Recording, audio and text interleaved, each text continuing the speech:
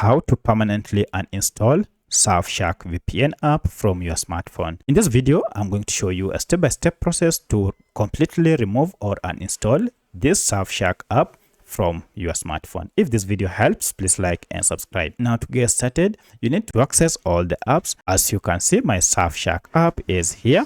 And to uninstall it, just long press on your app and you should see we have a shortcut here to uninstall. If you tap on uninstall, this will remove the file when you confirm that indeed you want to uninstall.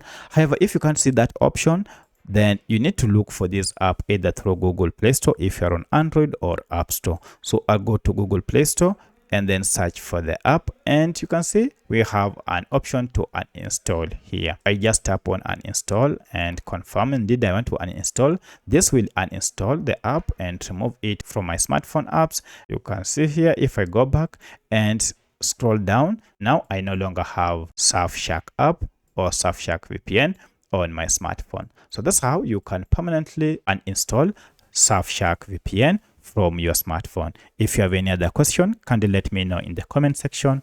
Otherwise, thanks for watching and let's meet in the next video.